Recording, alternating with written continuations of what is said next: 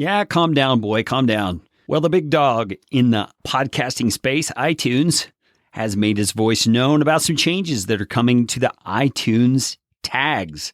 That's what we're going to talk about on this episode of Podcastification.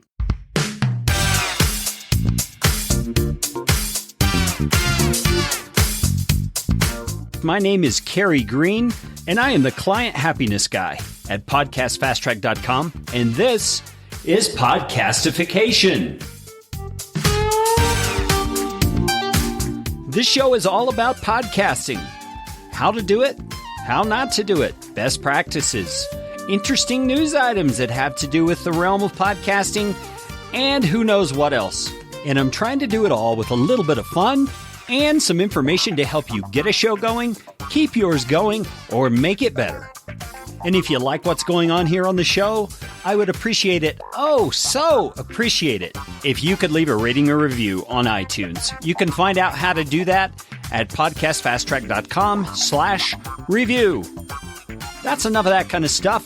Let's get you podcastificated right away.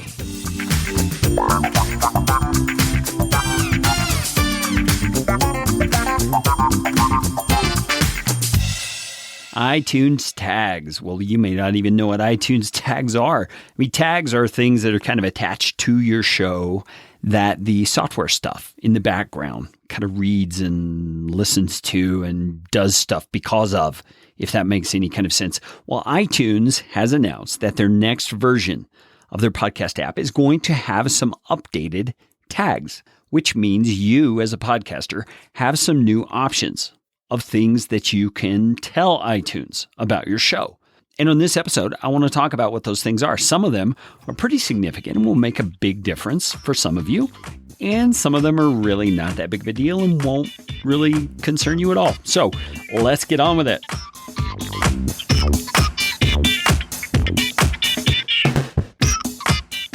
Well, let me say before we get started that I'm not exactly sure how some of these tags are going to be used in the iTunes app. I know that they will be used for some sort of sorting purposes and for showing you episodes in certain ways, but I'm not exactly sure what all of it is going to actually mean. So let's just start at the beginning with the one that I think is one of the coolest, and that is you can designate on a show level, so for your entire podcast, whether or not your show is episodic, meaning that you do episode after episode and listening to them in a certain order isn't really that important, or whether it is a serial podcast and should be consumed beginning with the first episode, then second, then third, then fourth, in order. Now that's pretty cool. So you can see that a story type of podcast where it's an ongoing story and it builds episode upon episode would definitely need to be listed as serial, so that it should be consumed beginning with episode number 1 and on through. But if you're doing like a business podcast and you address a different topic every episode or a different guest every episode, then you would want to click episodic. So that is something you can set on a show level. Now that is something that you also can do inside of your media host. And that really is where you're going to be making these changes. I would assume Blubrry is going to have a way to change this. I would assume Spreaker is going to have a way to change this. Podbean is going to have a way to change this. Libsyn, I know, already has this set up. All of the clients that I work with on a regular basis inside of their Libsyn dashboard, these things are already there. So you can go in and set that kind of stuff. So that's the first thing that I think is pretty cool that iTunes is doing, and it's show type. Is it episodic or is it serial?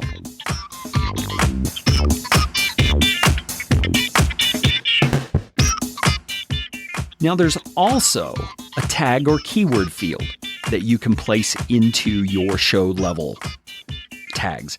And I don't really know what iTunes is going to do with this because they long ago said they are no longer supporting tags or keywords. And so it's kind of curious that this is there, but it is there. So you can include things like e-commerce or like financial planning or whatever pertains to your particular podcast. And you can do that on a show level in the iTunes tags. And that's one of those things that, who knows, it may help you with search at some point. Okay, now the additional tags are going to be on an episode level. So get that straight. This is episode to episode. you can change these tags that I'm about to talk with from this point on. These are things that have to do with your show and primarily things that you're telling iTunes about your show.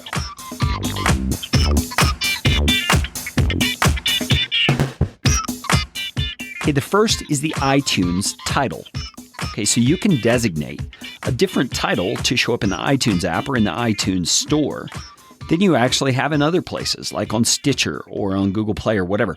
I don't think that's really the purpose, though. What it says about the iTunes title in the instructions that come from iTunes is that you want to provide a title for your episode without contextual information, such as a season number or an episode number. So iTunes is not wanting you to use up your title space by indicating an episode number. So in most media hosts, I'm assuming, Libsyn is this way, they will allow you to put your normal episode title, if that includes an episode number, that sort of thing. And they will also allow you a section where you can put in a different iTunes title. And what I'm doing for most of my clients is we're pasting in their normal title, and most of them do have an episode number in their title. I think for a blog post, it's helpful to show that it's an episode and, gives people a different sort of reason to click on that blog post because they can see it's a podcast episode. But in iTunes, they don't want that. So what we're doing is just posting in the normal title and then just deleting the episode part of it. So it's the normal keyword optimized title that my team creates, but we drop that episode number, and that's fine in the iTunes title.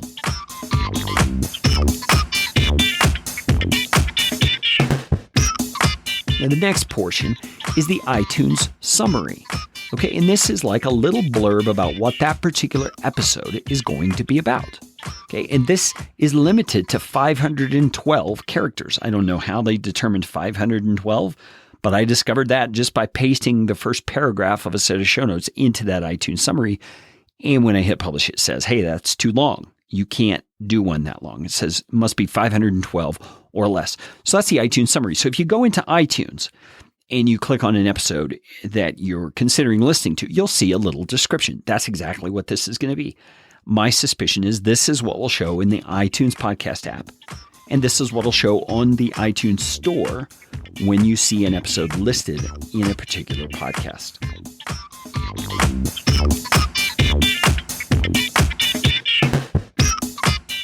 Okay, now keep in mind this next one is on an episode level also, and this is the episode type. So you can indicate one of three types. Now think this through for a second. There may be some pretty cool ways you can use this. First of all, you can indicate that it is a full episode, which they have also could be considered a normal episode. So a normal podcast episode, that's what most episodes are going to go out as, I would assume. The next option they have is that it's a trailer episode. So maybe it's like a promo for some special episode you have coming or some special program that you're doing as an entrepreneur. I don't know exactly what they mean by that, but those are the kinds of ways I would interpret that. So I could see that if you have an event coming up and you want to do just a special trailer kind of episode, somehow in the iTunes podcast app and in iTunes, the store, it's going to indicate this is a trailer episode. This is not a normal episode. Now, I could see there being good and bad to that in different ways. I mean, what if it's indicated this is a trailer episode and people get used to that meaning this is a commercial or this is a promo and they just skip over it therefore? Well, I could see less people possibly listening to that kind of an episode if that's what they think it is. So I don't know really how my clients are going to be using the trailer thing or if they will at all. On my podcast, I personally probably won't use it because I don't see it being very useful. But, you have a different show, you are in a particular niche, that may sound like a really cool function to you. So if you're going to be using the trailer to indicate what episode type you're publishing, I would love to hear about that. You can let me know how you're using it. And my email is Carey, Carey, at podcastfasttrack.com. Now there's one other episode type, and it's called bonus. So say you produce an episode every week and you decide one particular week, because there's some industry news that relates to your topic that has just come out, you want to create an extra episode and release it, say, on Saturday morning. Well, you could note that as a bonus episode, and it would go out into your podcast feed somehow in the iTunes app and in the iTunes store, indicated as a bonus episode. Again, We don't know exactly how this is going to look in iTunes yet, but they say when the new version of the iTunes podcasting app comes out, it will have these features. So it'll be interesting to see. Or perhaps, maybe they'll do a reveal ahead of time and they'll show us some screenshots or something of how it's going to look. At this point, we don't know yet.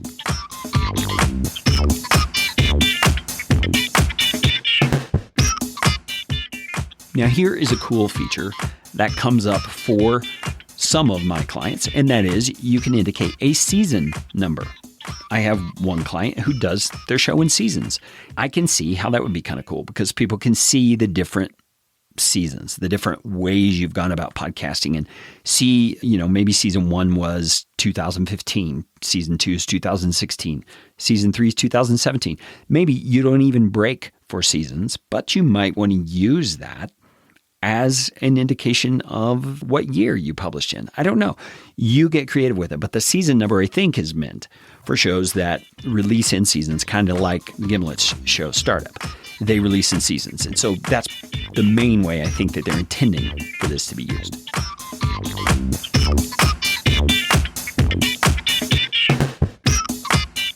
Now, don't fear if you thought about those episode numbers messing up the order of your show as far as the sequence in which they publish, because iTunes has also provided a field for episode number. So, though your episode number does not belong in the title anymore as far as iTunes is concerned, you can place it in this field, and it will go out as a tag on that particular episode and tell iTunes what episode number it actually is. And I'm assuming they're going to use that to order your podcast episodes in the right sequence.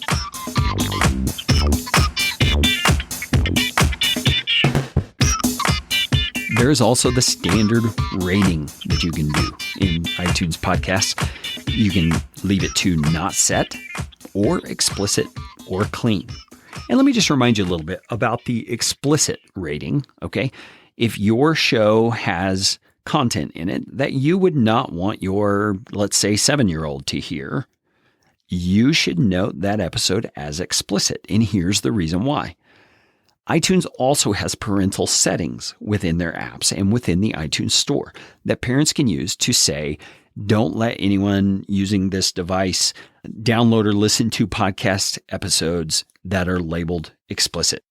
Well, think this through for a second. If you have explicit content, but you don't label it explicit, and Jimmy Bob Smith, a little boy of 6 years old, downloads that and is listening to it, and his parents find out, they can complain to iTunes.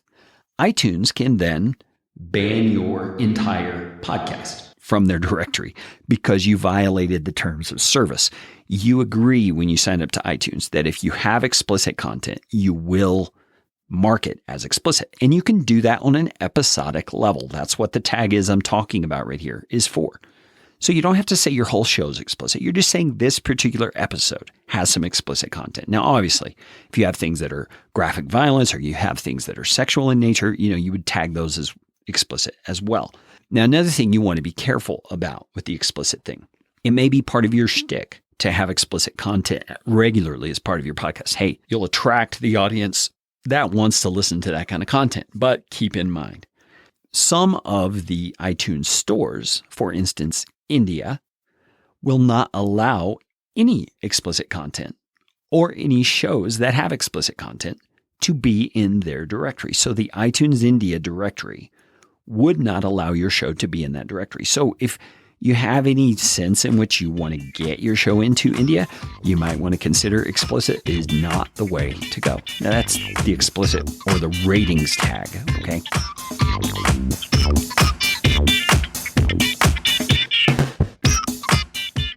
There's also an iTunes author tag, and you can change this per episode. It's really kind of a cool idea. So you can put in your name normally if you're the author of the particular podcast that you're doing. You could put in a co-host in there as well. It doesn't have to be just one. You can also put your guest's name. And from what I've been told from Rob Walsh of Libsyn, the only things that iTunes uses when you put in a search term in the iTunes directory to find some podcast about some topic, the only things they use are your show title, perhaps your episode title, and your iTunes author tag. So I could see putting your guest name in the iTunes author tag for a specific episode could help that episode to rank when someone searches for that particular guest by name. So it's just another thing you get to play around with on the episode level of the iTunes optimization. Hello? And that is really about it. Like I said before, your media host, whatever you're using, Libsyn, Blubrry, Spreaker, Podbean, they should be keeping up with this and preparing to have everything together so that you can start using these tags appropriately when iTunes actually releases the app that's going to make use of them.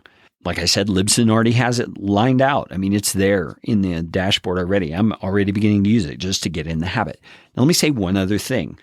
I'm not exactly sure how this is going to go, but my hunch, because I know something about how app development works, is that the particular podcasting apps like Overcast or Pocket Casts or Podcatcher or whatever names there, I think there's one, Dog Catcher or something like that. I don't know what it's called.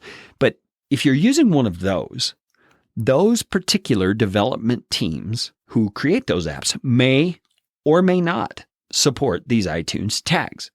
So if you have a strong preference about it and you use a certain player, I would suggest you reach out to that development team, the people who made that app, and let them know what your opinion is. Because, they may decide, hey, there's enough people who want this, enough people who will use it, that is going to be beneficial. I realize there are a lot of podcasts out there you can listen to, and there are quite a number of podcasts about podcasting. So I don't take it lightly that you have taken the time to listen to Podcastification. I want to thank you so much. And if there's anybody that you know who you think would benefit from the stuff that I share here on the Podcastification podcast, you know what to do. Send them a quick email or a text and let them know about the Podcastification show, and it will have more impact if you tell them personally why you think they'll benefit from the show. Hey, thanks so much. You know what time it is. It's time to go make it a podcastificating day.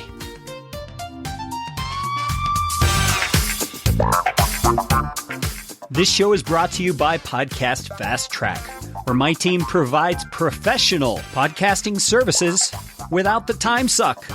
Full production, editing, and show notes, all in one monthly subscription package. You can find out more at podcastfasttrack.com. Now go out and make it a podcastificating day.